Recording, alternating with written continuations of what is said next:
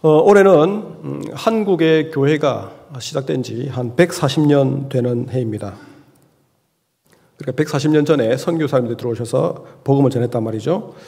관점에 따라서는 한 150년 되었다라고 보는 사람도 있습니다만은 그분들은 중국에 파송된 존 로스 목사님 혹시 들어보신 분 계실 겁니다. 성경 번역으로 유명한 분이죠. 존 로스 목사님이 만주에서 성경을 번역하고 또 그곳에 있는 한인 청년들을 복음 전하고 이렇게 번역에 같이 참여시켜서 그것을 통해서 이렇게 복음이 들어왔다라고 보는 분들은 올해가 한 150년 정도 된다라고 보지만은 일반적으로는 여러분들이 잘 아는 알렌 선교사나 언더우드, 아펜셀러 같은 이런 분들은 1884년 5년 어간에 왔기 때문에 올해를 140주년 되는 해로 봅니다.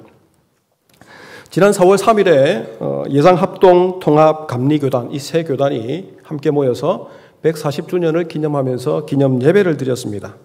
그러면서 한국 선교 140주년 공동선언문을 발표를 했는데 쭉 길게 읽다가 마지막에 한 4가지를 이렇게 선언을 했습니다. 제가 읽어드리겠습니다. 첫 번째, 우리는 오직 복음 곧 말씀과 기도 전도 생활에 집중하지 못했던 우리의 모습을 회개하며 신앙의 기본 다지기 운동을 전국적으로 펼쳐나간다. 둘째, 우리는 초기 내한 선교사들과 선배들의 신앙유산을 계승하여 도덕성 회복운동에 적극 힘쓴다.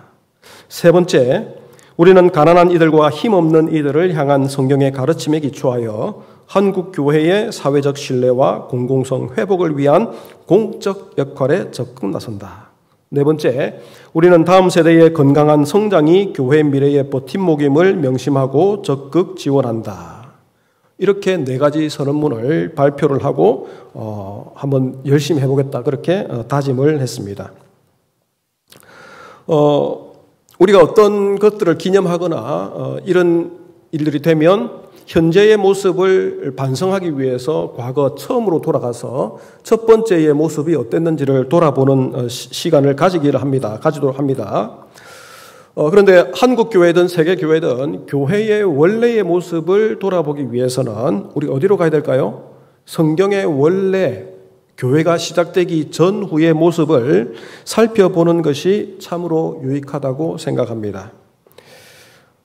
오늘 우리가 읽었던 이 본문, 그죠? 사도행전 1장 1절부터 5절까지 그리고 그 이어지는 그 모습들은 초대 교회가 시작되기 어간의 사건을 기록한 것입니다. 그래서 저는 오늘 이 140주년, 한국 교회 140주년을 맞이해서 성경이 우리에게 주는 교훈이 무엇인지를 살펴보면서 한번 우리의 모습을 돌아보기를 원합니다. 여러분, 초대교회 하면 어떤 이미지가 떠오르십니까? 초대교회 하면 많은 분들이 초대교회를 완벽한 교회, 또 우리가 이상 모델로 삼는 그런 교회, 그렇게 생각하는 경우가 많이 있습니다. 허점도 없고 허물도 없고 그냥 온전한 교회, 그렇게 생각하죠. 그래서 어떤 분들은 연초에 교회 목표를 정할 때에 이런 목표를 정하는 교회가 제가 종종 봤는데요. 초대교회로 돌아가자. 이런 거 있지 않습니까? 그죠? 그래서 한 해 동안 열심히 초대교회의 모습들을 구현해내기 위해서 노력하는 것들을 많이 봅니다.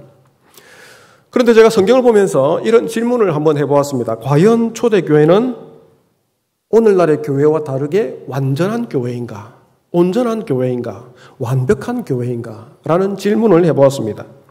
그런데 제가 볼 때 성경을 보면 그렇지 않은 것 같습니다. 아쉽게도 실망하는 분들이 계실지 모르겠지만은 제가 볼 때는 오늘날의 교회와 별반 다르지 않다라는 것을 깨닫게 됩니다. 왜냐하면 초대교회도 내외적인 많은 문제, 일상에서 일어날 수 있는 많은 문제를 접하면서 그 문제를 해결하기 위해서 고군분투하고 다시 말씀으로 돌아가고 예수님의 말씀을 상고하면서 그 문제를 해결하기 위해서 노력하는 모습들이 보이기 때문입니다. 간략하게 살펴보면 여러분 초대교회에 내외적인 문제가 많이 있었는데 외적으로는 보면 이 초대교회는 유대인들로부터 조롱과 박해를 받았습니다. 이 조롱과 박해는 오순절 사건이 일어난 직후부터 바로 일어나기 시작합니다. 많은 유대인들이 교회를 핍박하고 조롱하고 시기하면서 처음에는 시기했겠죠, 그죠? 시기하는데 시간이 가면 갈수록 이 시기가 채찍질로 바뀌고 이 채찍질은 투옥으로 바뀌고 이 투옥하던 것들이 바뀌어서 결국은 사람을 돌로 쳐 죽이는, 저와 여러분들이 잘 알듯이 최초의 순교자가 누굽니까? 스데반 집사님 아닙니까? 스데반 집사님이 돌에 맞아 죽는 그런 사건들까지 일어나게 됩니다. 여러분, 우리가 성경의 기록, 오래전의 기록이기 때문에 이 스데반 집사님이 죽은 것이 아무렇지도 않게 느껴지죠. 그죠? 근데 만약에 이 스데반 집사님이 성상교회 집사님이라고 생각해 보십시오. 막 우리 눈을 깜짝 이렇게 하시는데, 그죠? 아, 끔찍스럽죠, 그죠? 끔찍스럽지 않습니까? 그 집사님이 우리 교회 집사님이었다면 성상교회는 발칵 뒤집혔을 겁니다. 10수년 전에 서울의 분당 샘물교회가 아프가니스탄에 선교 훈련을 가면서 이렇게 했는데 어떻게 됐습니까? 몇 분이 순교하고 잡히고 일이 일어났죠. 온 나라가 뒤집혔습니다. 발칵 뒤집혔습니다. 그 정도로 심각한 문제였을 거라고 저는 생각합니다. 내적인 문제도 많이 있었는데 그 중에 대표적인 것이 5장에 나타난 아나니아와 삽비라의 문제입니다. 이 부분은 자기가 가지고 있던 것들이 많았던 것 같습니다. 많았던 것 같는데 그 중에 일부를 팔아서 일부는 숨기고 그 다음에 나머지를 사도 발 앞에 두면서 이것을 나누어 주라 그렇게 했습니다. 근데 여러분, 아나니아 삽비라 사건이 기록된 그 전후 문맥을 보면 아나니아 삽비라만 그렇게 한 것이 아니라 당시에 큰 은혜를 받았던 성도들 중에 자신의 물건을, 자신의 재물을 나누는 사람들이 여럿이 있었다고 기록을 합니다. 그 중에 대표적인 사람이 누구지요? 바나바라는 사람입니다. 바나바 외의 여러 사람들은 하나님을 통해서 큰 은혜를 받고 성령 충만해서 내가 가진 것이 감사하여, 하나님께서 나에게 주신 것을 감사하여 자신의 것을 일부를 나누어서 가난한 자들에게 주도록 했습니다. 왜 그랬습니까? 성령과 은혜가 충만하기 때문에 그랬습니다. 그런데 사실 아나니아 삽비라 부부는 성령 충만하지 않았습니다. 어떻게 알 수 있냐고요? 베드로의 꾸짖음을 보면 알 수 있습니다. 이렇게 꾸짖습니다. 아나니아야, 어찌하여 사탄이 네 마음에 가득하여 네가 성령을 속이고 땅값 얼마를 감추었느냐. 여러분, 이 단어를 조금 바꾸면 어떻게 될까요? 네가 어떻게 사탄이 충만하여 성령을 속이고 땅값 얼마를 감추었느냐. 여러분, 제가 앞에서 이야기했듯이 아나니아 외에 다른 사람들은 뭐가 충만했습니까? 성령이 충만했습니다. 그렇다면 베드로의 이 꾸짖음을 보면 아나니아는 성령이 충만하지 않았는데 성령이 충만한 뭐였죠? 척한 겁니다. 사실은 그 속에 사탄이 충만했는데 성령 충만한 사람들이 하는 것을 보고 자기도 따라한 거예요. 성령 충만한 척한 거예요. 그러니 많은 사람들이 아나니아 삽비라의 이 재물 드리는 모습을 보고 헌금 문제와 단순하게 헌금 문제와 연결하지만은 단순한 문제가 아니라는 겁니다. 단순하게 헌금 문제와 연결되는 것이 아니라는 것입니다. 그래서 베드로가 꾸짖죠. 네가 왜 누구를 속이느냐? 성령을 속이느냐? 여러분, 성경 읽으면서 좀 의문을 한번 가져보십시오. 질문해 보십시오. 하나님을 속이느냐, 예수님을 속이느냐라고도 할 수 있는데 왜 성령을 속이느냐 했죠? 성령 충만한 척 해서 그렇지 않을까, 저는 그렇게 생각합니다. 둘째로 교회 내에 발생한 문제들을 보면 차별의 문제가 발생하는데요. 유대인 중에는 헬라어를 모국어로 사용하는 헬라파 유대인과 히브리어를 모국어로 사용하는 히브리파 유대인이 있었습니다. 헬라파 유대인을 쉽게 설명하면 팔레스틴 이외의 지역, 디아스포라 지역에 살면서 어릴 때부터 뭘 사용했을까요? 헬라어를 모국어로 사용한 사람들이 헬라파 유대인들입니다. 근데 이 사람들이 거기 살다가 6월절이나 큰 명절이 되면 가족들이 다 함께 어디로 올라가죠? 예루살렘 성전으로 올라가죠. 그래서 성전으로 올라가서 그 절기를 섬기고 다시 돌아갑니다. 그런데 사람들이 교회에 워낙 많아지니까 원래 구제를 계속 했었는데 마침내 그곳에 빠진 사람들이 생겼습니다. 누가 빠졌습니까? 히브리 헬라파 유대인들이 구제에 빠지게 됩니다. 자, 그러면 여러분, 헬라파 유대인들, 가난한 사람들이 구제에 빠지면 누가 들고 일어날까요? 헬라파 유대인들이 들고 일어났겠죠. 아니, 왜 히브리파 사람들은 다 받고 있는데 왜 우리는 빠지냐라고 하면서 이 교회에 차별의 문제가 생겼다라는 것입니다. 셋째로 교회 내에서 신학적인 문제로 갈등하는 문제가 발생하게 됩니다. 사도행전 15장에 보면 이 문제로 인해서 예루살렘 공의회가 일어나서 함께 이 문제를 토론하는데요. 안디옥의 어떤 유대인들이 예루살렘으로 도와서 복음을 전하는데 이렇게 이야기합니다. 모세의 율법대로 할례를 받아야 구원을 얻을 수 있다. 그런데 바울이나 바나바 다른 사람들이 가르쳤던 복음은 이게 아니죠. 저와 여러분이 알고 있는 복음도 이게 아니죠. 어떤 복음입니까? 내자로 이야기하면 이신칭의, 오직 믿음으로 구원을 얻을 수 있다라는 복음을 들었는데, 또 다른 유대인들이 와서 아니야, 믿음도 있어야 되지만, 이 믿음이라는 것은 예수님을 믿는 믿음도 있어야 되지만 모세 율법도 지켜야 되고 할례도 받아야 된다라고 가르친 겁니다. 그러니 그 교회에 신학적으로 어떤 것이 옳은지에 대해서 논쟁이 생겼다라는 것입니다. 여러분, 이처럼 초대교회도 문제가 많이 있었습니다.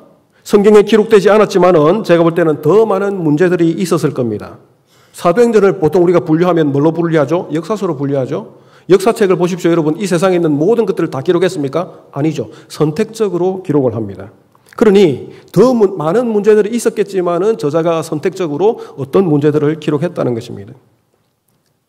그런데 하나님은 초대교회 내에서 일어났던 그 문제에 집중하지 않으시는 것 같습니다. 앞서 소개했던 세 사건으로 다시 한번 돌아가 봅시다. 아나니아 삽비라 사건은 교회가 성령 충만해서 한창 성장할 때에 이 문제가 발생했습니다. 성령 충만한 자들이 가득한 곳에, 그래서 교회가 성장하는 곳에 어떤 사람이 있었습니까? 사탄 충만한 자가 나타나서 성령 충만한 척 하면서 교회를 섬기는 모습이 나타납니다. 그러나 사람들은 속을지 몰라도 주위에 있는 사람들은 속을 수 있죠. 그죠? 와, 저 사람도 성령 충만한가 보다. 그런데 하나님은 속지 않으십니다. 베드로를 통해서 그 문제를 직시하시고 지적하시고 두 사람이 어떻게 됩니까? 죽어서 나가 떨어지는 일이 발생하죠. 5장 11절에 보시면 이 문제가 해결되고 나서 상황을 이렇게 기록합니다. 온 교회와 이 일을 듣는 사람들이 다 크게 두려워하니라. 여기서 두려워하던 말은 하나님을 경외하게 되었다라는 것입니다. 자, 그렇다면 아나니아 삽비라는 하나님을 두려워한 것입니까? 두려워하지 않은 것입니까? 두려워하지 않았단 말입니다. 다른 말로 하면 하나님을 경외하지 않았다라는 것입니다. 하나님을 무시했다라는 것입니다.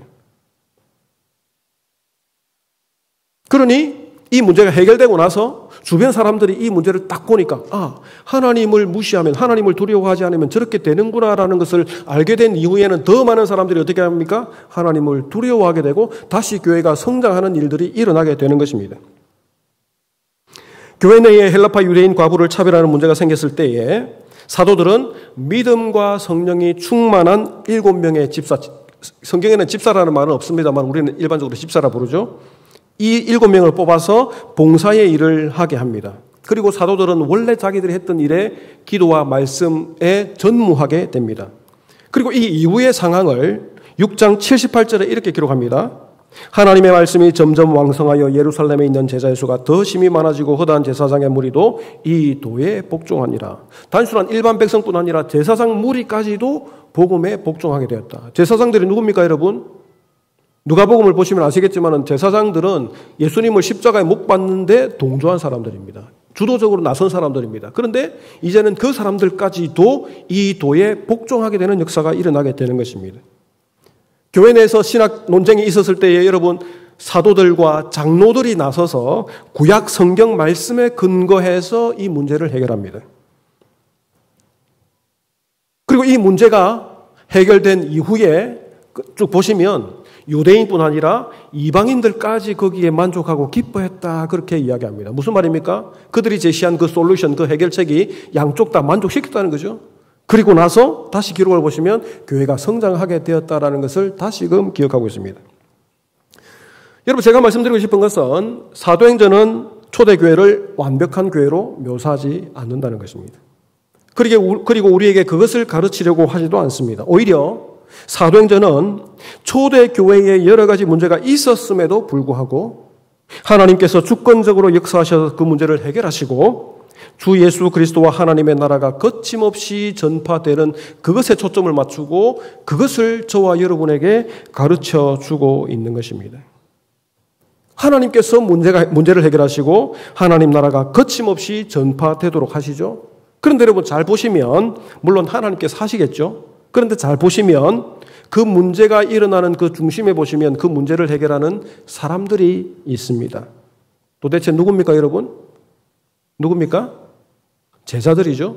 근데 제자들인데 오늘 우리가 읽었던 이 본문에 나타나는 것처럼 예수님이 승천하시기 전에 40일 동안 함께 있으면서 예수님이 가르쳤던 그 제자들을 중심으로 해서 그 제자들이 나서서 하나님의 복음을 증거하고 교회를 섬기고 하나님 나라 확장되는 일에 헌신한 것을 우리가 볼 수 있습니다. 그래서 저는 여러분, 오늘 여러분과 나누고 싶은 말씀은 도대체 이 사람들이, 이 제자들이 예수님으로부터 40일간 있으면서 어떤 훈련을 받았길래, 어떤 가르침을 받았길래 이런 역할을 하고 있느냐에 초점을 맞추어서 한 3가지 포인트로 말씀을 드릴까 합니다.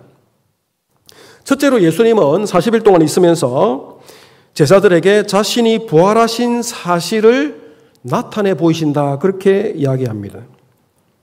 1장 3절에 보시면요. 그가 고난받으신 후에 또한 그들에게 확실한 많은 증거로 친히 살아계심을 나타내사 40일 동안 그들에게 보이시며 라고 이야기합니다.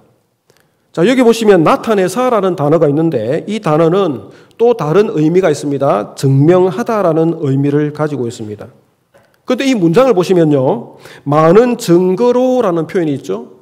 많은 증거로 나타내다라는 것도 뭐 가능하지만은 여러분 많은 증거를 들어서 뭐 하는 게 자연스럽습니까?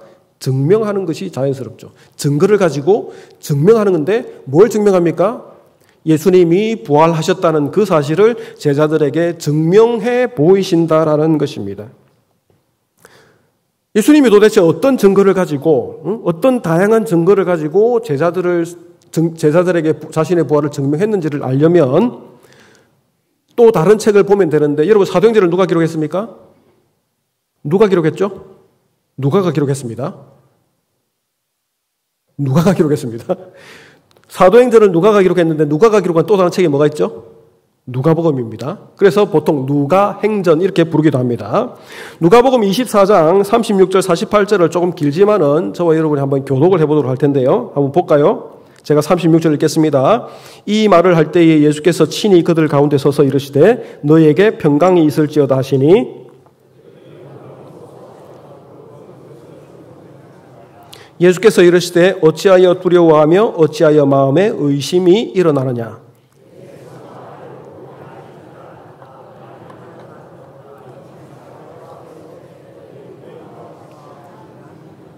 자, 서두르지 마시고 딱 맞추어서 자, 이 말씀을 하시고 손과 발을 보이시나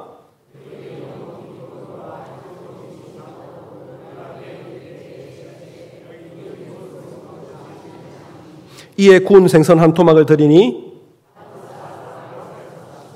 또 이르시되 내가 너희와 함께 있을 때에 너희에게 말한 바 곧 모세의 율법과 선지자의 글과 시편의 나를 가리켜 기록된 모든 것이 이루어져야 하리라 한 말이 이것이라 하시고 또 이르시되 이같이 그리스도가 고난을 받고 제3일에 죽은 자 가운데서 살아날 것과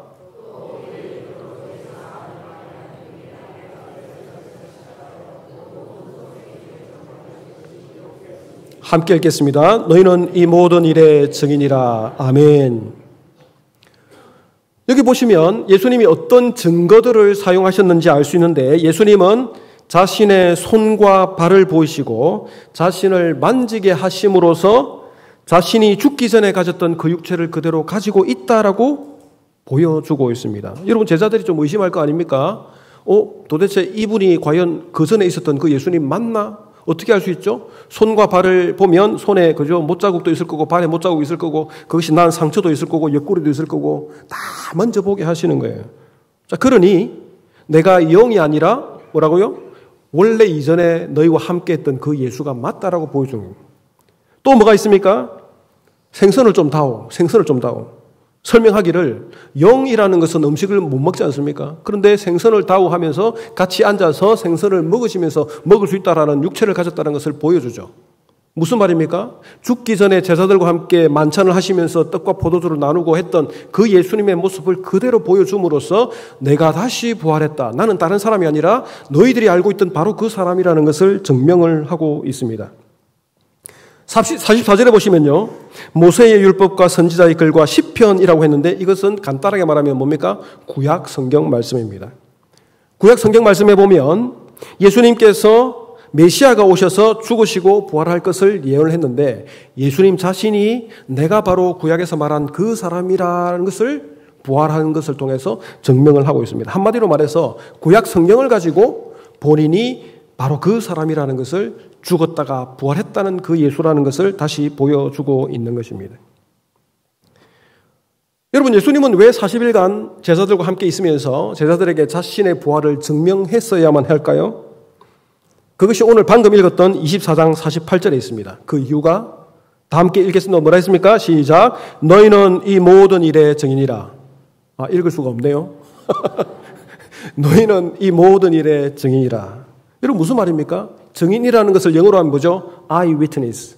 한자어로 말하면 목격자. 뭡니까? 눈으로 직접 본 사람을 이야기합니다.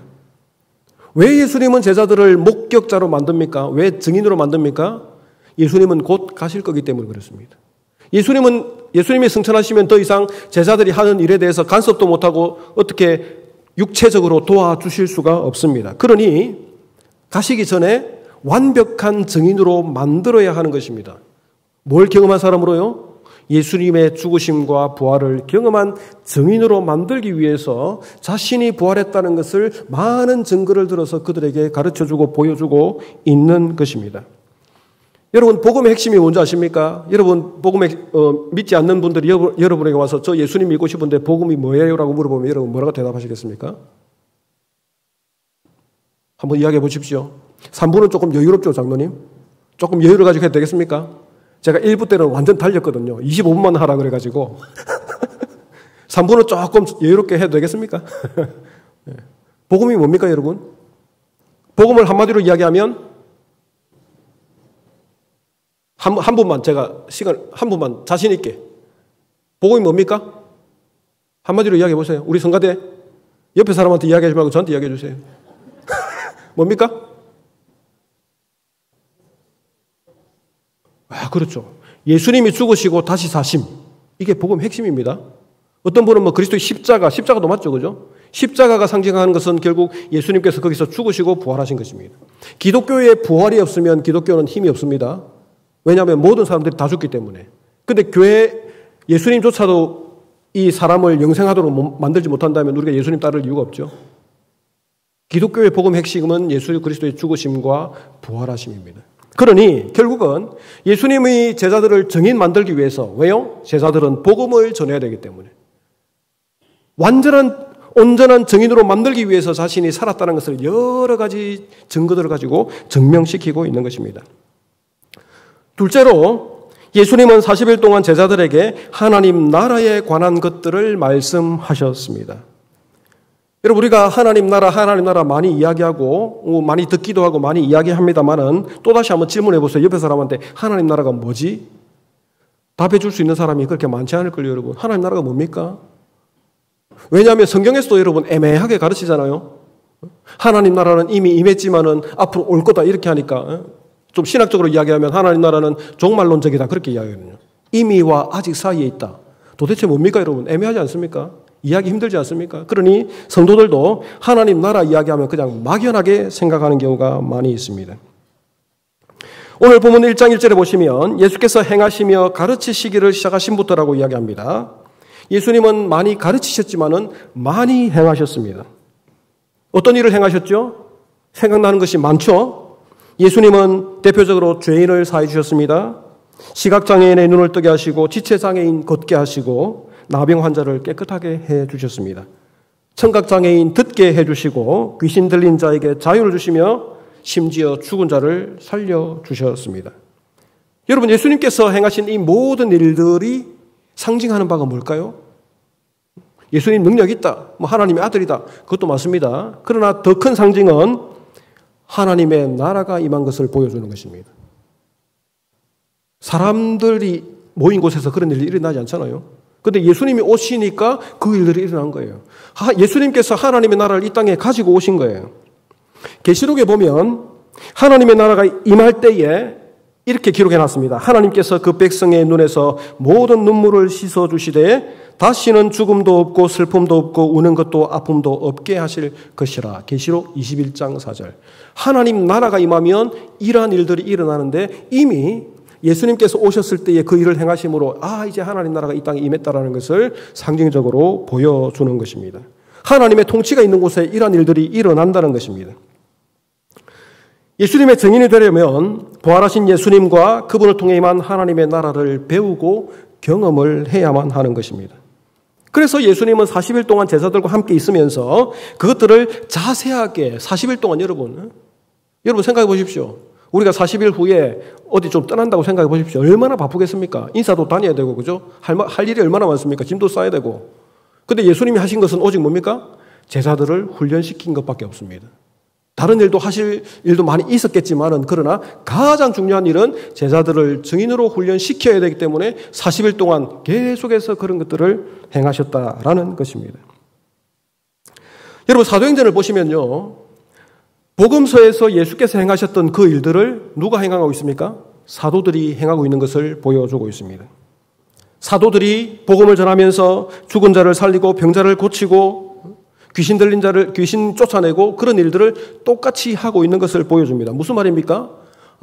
오늘 우리가 읽었던 것처럼 예수님께서 증인을 만들었는데 그 증인들이 여전히 하나님 나라를 전파하기 위해서 고군분투하고 있고, 그리고 그 결과로서 하나님 나라가 퍼져나가고 있다는 것을 보여주는 것입니다.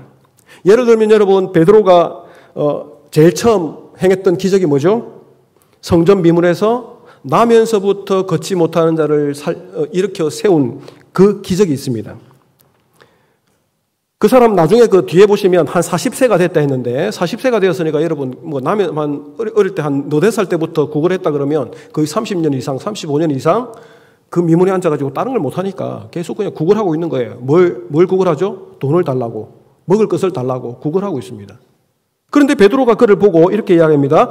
은과 금은 내게 없거니와 내게 있는 이것을 내게 주노니 나사렛 예수 그리스도의 이름으로 일어나 걸어라. 모든 사람들이 이 글을 보면서 당연하다고 생각하겠죠. 그런데 저는 이런 의문을 가져봅니다. 엉뚱한 의문인데, 베드로가 이렇게 자신 있게 외쳤는데 만약에 저 앉아있던 사람이 못 일어나면 어떻게 됐을까? 속된 말로 베드로가 쪽팔렸겠죠? 엉뚱한 질문입니까? 엉뚱한 의문입니까? 왜 제가 이런 의문을 가지냐 그러면, 예수님께서 살아생전에 제자들을 보내셔서 막 귀신 쫓아내고 하라고 하셨을 때에 어떤 사람 무리가 와서 예수님께 질문합니다. 예수님, 당신은 귀신도 쫓아내고 또 하는데 왜 당신 제자들은 못합니까? 그런 일들이 실제로 있었단 말이죠. 근데 예수님이 있을 때는 못했는데 예수님이 가고 난 지금 베드로는 어떻게 성전으로 막 올라가다가 갑자기 나타난 거잖아요. 그죠? 그냥 우연히 마주친 거잖아요. 이미 베드로가 알고 있었던 것도 아니고 우연히 마주쳐서 돈 좀 주세요 하는 사람에게 어떻게 그렇게 자신 있게 은과 금은 내게 없거니와 내게 있는 것으로 내게 주노니 예수 그리스도 이름으로 일어나라라고 외칠 수 있었을까요? 왜 그랬을까요, 여러분? 오늘 본문에 답이 있죠. 예수님한테 배워서 그렇습니다. 물론 뒤에 나온 제가 설명하겠습니다만 성령의 능력도 있어야 되겠지만은 예수님한테 다 배운 거예요. 예수님의 죽으심과 부활에 대해서 배웠지만은 하나님의 나라가 임하면 이런 일들이 일어날 거다. 너희들이 나가서 복음을 전하면 이런 일들이 일어날 거다. 놀라지 마라. 당연한 거다. 내가 했듯이 너희도 그렇게 될 거다. 다 아마 배웠을 거예요. 그러니 베드로가 당황하지 않고, 갑자기 만났음에도 불구하고 당황하지 않고 예수 그리스도 이름으로 명한다, 일어나라, 이렇게 할 수 있었다라는 것입니다. 세 번째로 예수님은 제자들에게 예루살렘에 모여 성령의 오심을 기다리라라고 명령을 하십니다. 앞에서 말씀드렸지만 아무리 우리가 복음에 대한 확신이 있고 하나님 나라에 관한 일들을 많이 안다 하더라도 그들 속에 성령의 능력이 없으면, 성령의 능력을 받지 않았다면 그들은 증인의 사역을 제대로 감당하지 못했을 것입니다. 성령이 모든 사람에게 임한 것은 종말론적 구원과 심판을 상징합니다. 두 가지가 있죠, 그죠? 예수님을 믿는 자들은 하나님의 영을 받고 구원에 이르지만은 그렇지 못한 자들은 심판에 이르게 된다고 구약 성경에 이미 예언을 해놓았습니다. 성령을 받고 하나님을 경험한 자들은 하나님의 뜻을 따라 살고 땅끝까지 하나님의 복음을 전파할 수 있게 되는 것입니다. 그것이 오늘 저와 여러분입니다. 저와 여러분을 통해서 여전히 하나님의 나라는 거침없이 전파되고 있는 것입니다. 지상의 많은 교회들을 통해서, 많은 성도들을 통해서 여전히 어떤 사람이죠? 성령과 지혜가 충만한 사람들을 통해서, 복음에 확신이 있는 사람들을 통해서, 하나님 나라가 뭔지를 아는 사람들을 통해서 하나님 나라는 여전히 확장되고 있다라는 것입니다. 사도행전을 여러분 우리가 다른 말로 성령행전이라고 하죠. 사도행전에는 성령께서 일하신 일들을 많이 기록하기 때문입니다. 사도행전 16장 7절에 보시면요, 성령을 예수의 영이라 이렇게 표현을 하고 있습니다. 무슨 말입니까, 여러분? 예수님은 이미 승천하셨지만은 여전히 예수의 영, 예수님이 지금 사역을 하고 있다는 거죠. 다른 말로 하면 제자들이 성령 충만하여서 사역을 하고 역사가 일어나고 많이 일어나는데 그것은 사도들, 제자들의 사역이 아니라 누구의 사역이라고요? 예수님의 사역이란 말입니다. 여전히 오늘도 동일하게 우리가 복음을 전가하고 우리가 교회에 형성하여서 하나님의 말씀을 선포하고 있지만 우리가 하는 것이 아니라 누가 하고 있다고요? 예수님께서 그것을 하고 있다는 것을 보여주고 있습니다. 그러니 누가 하든지 간에 여전히 예수님께서 하나님 나라가 거침없이 전파될 수 있도록 그렇게 행하고 계심을 사도행전이 보여주고 있습니다.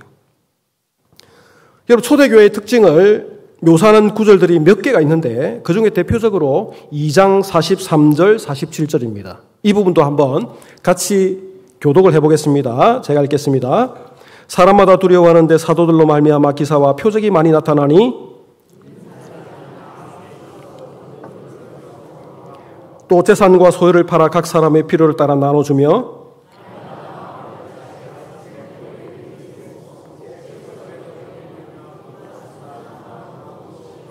함께 읽겠습니다. 하나님을 찬미하며 또 온 백성에게 칭송을 받으니 주께서 구원받는 사람을 날마다 더하게 하시니라. 아멘.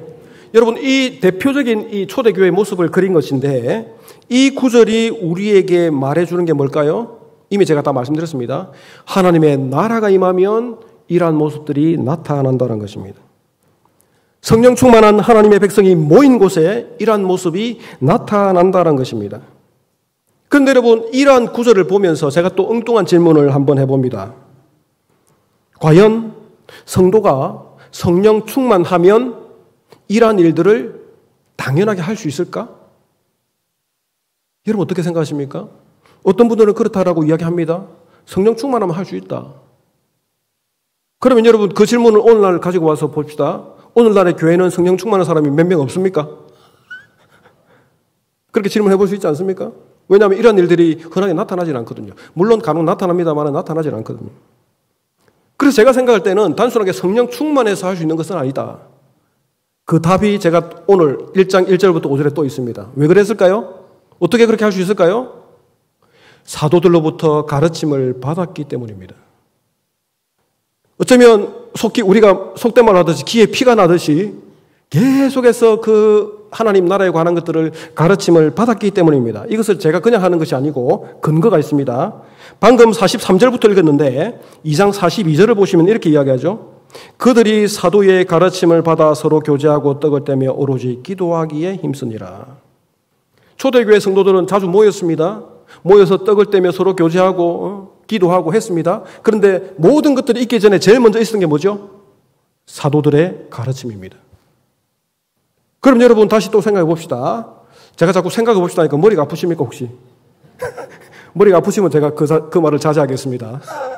다시 생각해 봅시다. 42절에 이렇게 말했는데 사도들이 가르쳤다 그랬는데 사도들은 뭘 가르쳤을까요? 그 선생의 그 제자 아니겠습니까? 예수님으로부터 가르침을 받은 것을 그대로 가르칩니다. 예수님은 뭘 가르쳤습니까? 구약 성경을 가르치고 자신의 부활이 확실함을 가르치고 또 다르게 하나는 뭡니까? 하나님의 나라에 관한 것들을 가르친 것입니다. 그러면 사도들이 모인 무리들에게 뭘 가르쳤습니까? 하나님의 나라가 임하면 이러한 현상들이 일어나는 거야. 안 일어난다고? 그럼 우리가 일어나게 해야지. 그렇게 하는 거야. 성령 받으면 그렇게 행해야 되는 거고 이것도 해야 되는 거고 혹시 많이 있는 사람들은 나누고 이미 그거 여러분 복음서에 보면 예수님이 사실 다 가르쳤어요. 연약한 자들 돌아보고 그죠? 약한 자들에게 나누어 주고 다 가르쳤어요. 그래서 전혀 새로운 게 아니에요.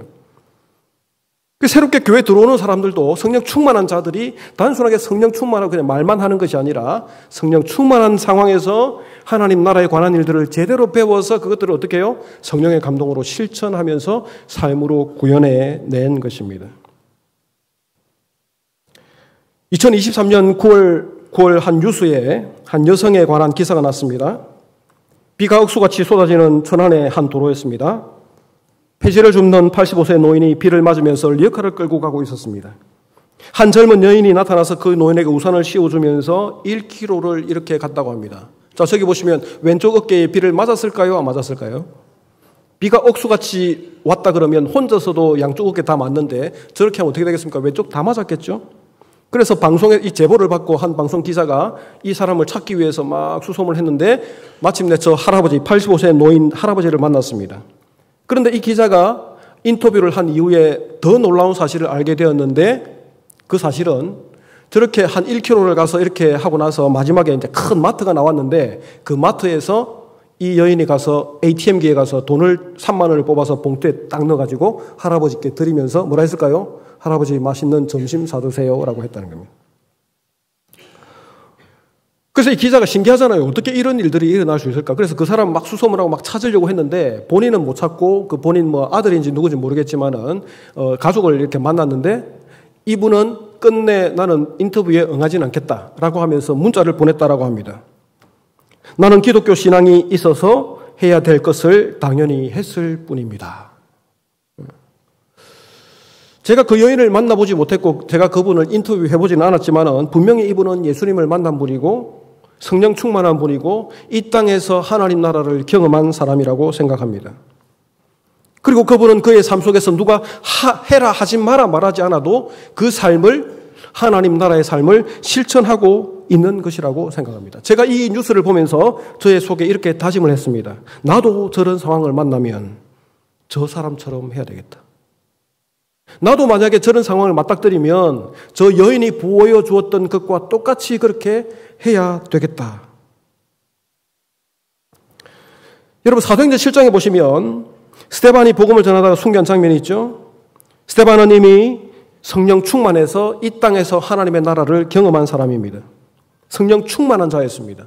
그런데 여러분 스데반이 죽기 전에 뭐라고 기록합니까? 하늘에 서 계신 하나님과 그 우편에 계신 예수님을 보았다라고 이야기하죠. 뭐 다양하게 신학적으로 해석할 수 있겠습니다만은 저는 이렇게 해석합니다. 스데반은 하늘을 보면서 하늘나라, 하나님 나라의 실체를 보았다. 저는 그렇게 생각합니다. 그러면 스데반은 어떤 사람입니까? 이 땅에서의 하나님 나라를 경험하고 하나님 나라의 실체를 경험한 하나님 나라 온전하게 경험한 사람이라는 거죠. 우리가 그것을 어떻게 알 수 있죠? 스데반이 여러분 마지막에 한 말을 보십시오. 자신을 죽이려고 돌을 던지는 사람들을 향해서 하나님께 기도합니다. 주여 이 죄를 그들에게 돌리지 마옵소서. 저 같으면 어떻게 했겠습니까? 여러분 같으면 어떻게 했겠습니까? 하나님 저에게 삼손과 같은 힘을 주셔서 저놈들 그냥 확 이렇게 안 했겠습니까, 여러분? 그런데 스데반은 그렇게 하지 않는다는 거죠. 예수님께서 십자가에 죽으실 때에 했던 말과 똑같은 말을 하고 있다는 거죠. 왜 그렇게 했죠? 이 땅에서의 하나님 나라, 완벽한 하나님 나라, 그 하나님 나라를 경험하고 나니까 자기를 핍박하려고 달려드는 저 사람들이 오히려 불쌍해 보이는 거예요. 긍휼히 여기는 거예요. 긍휼이 속에서 나오는 거예요. 그 하나님께 기도하는 거죠. 하나님 불쌍히 여겨주시옵소서. 저 사람들이 저렇게 하면 천국 못 갈 건데 하나님 나라 못 들어갈 건데 도와주시옵소서. 그렇게 기도한 것 아니겠습니까? 바로 하나님의 나라를 경험하면 그렇게 된다라는 것입니다. 제가 스데반의 이 설교를 준비하면서 스데반이 쭉 보면서 저의 삶을 많이 반성했습니다. 나는 그때 그 말을 하지 말았어야 됐는데. 그렇게 그때 그 행동을 하지 말았어야 됐는데. 나는 아직 하나님 나라를 제대로 경험하지 못한 사람이구나. 내가 하나님 나라를 경험했다면 그 말도 자제하고 그 행동도 자제하고 겸손함을 보여야 되고 너그럽게 받아줘야 되는데 내가 그러지 못했구나라는 것을 생각하게 되었습니다. 사랑하는 성산교회 성도 여러분, 옆에 분을 한번 보십시오. 한번 보십시오. 옆에 분이 성령 충만한 것 같습니까? 하나님 나라를 깨달은 것 같습니까? 크게 웃는 분은 뭡니까? 네? 한번 손 들어보십시오. 내 옆에 분은 분명히 하나님 나라 깨달았다. 성령 충만하다. 아무도 안 계십니까? 이것도 이상한. 여기 계시네요. 여기 계시네요. 근데 제가 생각할 때는 지금 손 드신 분들은 거짓말한 거예요. 왜냐하면 하나님 나라를 깨달았는지 성령이 충만한지는 얼굴 봐가지고 모릅니다, 사실은. 근데 지금 손 드신 분들은 이미 같이 신앙생활을 오래 했기 때문에 그분의 삶을 알기 때문에 손 드신 거예요. 그죠?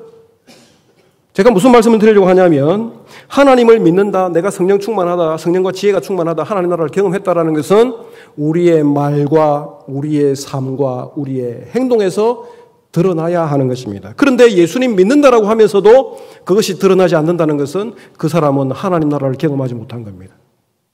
저도 거기에 속하는 것 같습니다. 여전히. 그럼 여러분 어떻게 해야 될까요? 내가 하나님 나라는 알겠는데 이것을 실천해야 되는 것을 알겠는데 못하면 어떻게 해야 될까요? 다시 도전해야 됩니다. 해보셔야 됩니다. 말을 바꾸셔야 됩니다. 행동을 바꾸셔야 됩니다. 안 될 때는 의지적으로 노력을 해야 되는 것입니다. 집에서 여러분들 말을 바꾸십시오. 아내가 남편을 부를 때에 바꾸십시오. 어이 이렇게 하지 말고 야 이렇게 하지 말고 이름 아무 때나 부르지 말고 남편이 아내 부를 때에 이름 부르시는 분 계십니까? 상황이 좋을 때는 괜찮지만 여러분 상황이 조금 나빠지면 이름 부르면서 욕합니다. 그렇게 하시면 안 됩니다. 혹시 안 되겠거든 아내에게 물어보십시오. 내가 당신을 뭘로 불러줄까? 이렇게 불러달라 그러면 불러주십시오. 제일 좋은 건 뭡니까? 여보라고 부르십시오. 여보라고 부르시고 조금 더 기분이 업되면 어떻게 부릅니까? 달링 불러주십시오. 조금 더 업되면 어떻게 합니까? 허니라고 불러주십시오. 여성분들 좋아합니다. 마찬가지로 아내도 남편을 존중하는 명칭을 담아서 그렇게 불러주십시오. 자녀들을 대할 때 여러분 잘 대하셔야 됩니다. 자녀는 우리 게 아닙니다. 내가 권위가 있고 내가 아빠, 엄마이기 때문에 자녀들한테 함부로 대하면 안 됩니다, 여러분. 존중하는, 자녀를 존중하는 것. 물론 존중한다고 너무 오냐오냐 해서도 안 됩니다. 성경은 말씀과 교훈으로 가르치라 그럽니다. 성경으로 말씀으로 교훈하라고 그럽니다. 잘못한 것이 있을 때는 성경 가지고 교훈해야 되겠지만은 그러나 기본적으로는 존중하는 마음을 가지고 하셔야 됩니다.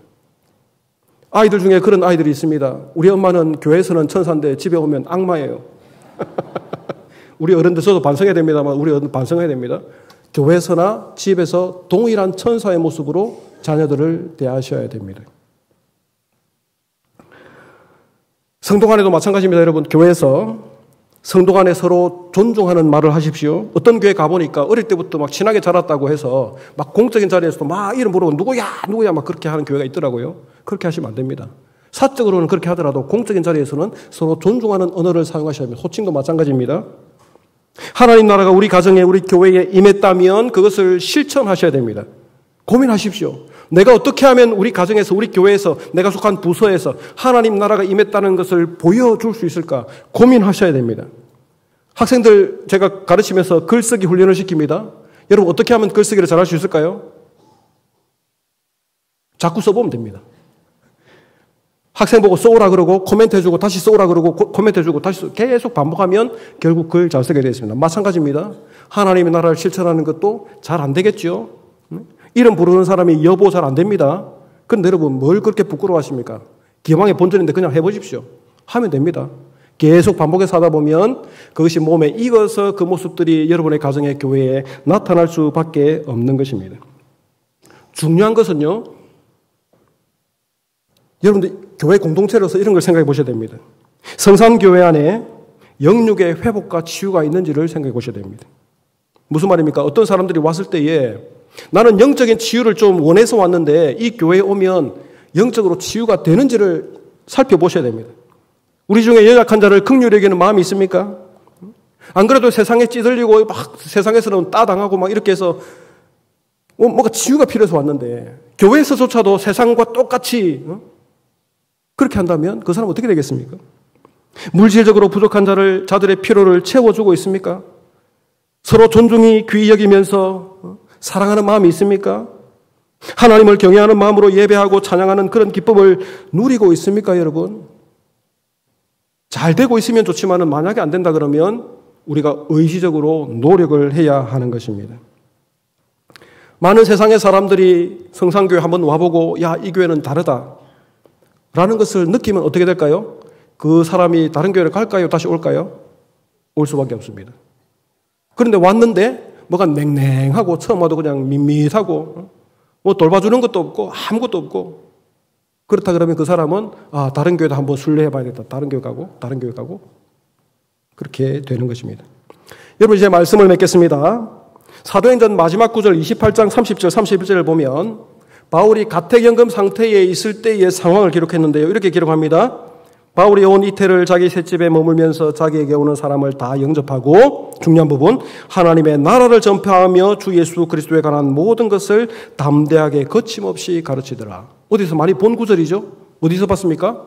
오늘 본문에서 봤죠. 하나님의 나라와 주 예수 그리스도에 관한 두 가지, 제자들이 배웠던 거죠. 사도 바울도 마찬가지입니다. 그렇다면 저와 여러분들도 어떤 상황에 처하든지 간에 우리가 전해야 할 것 뭡니까? 주 예수 그리스도의 죽으심과 부활, 그리고 하나님 나라에 관한 것을 단순하게 말뿐 아니라 우리의 삶으로 보여줘야 하는 것입니다. 그렇게 할 때에 거침없이 전파됐던 그 하나님의 나라가 저와 여러분을 통해서 거침없이 세상으로 전파되어질 것입니다. 아멘. 마지막으로 여러분 구호 하나 하고 마치겠습니다. 보여주시면, 자, 보시면 하나님의 나라가 성산교회를 통해서 거침없이 전파되도록 합시다 라고 하는데 같이 할 겁니다. 손을 들어도 좋고요. 옆에 사람 보면서 같이 하자고 선동을 해도 좋습니다. 자, 옆에 좀 보십시오.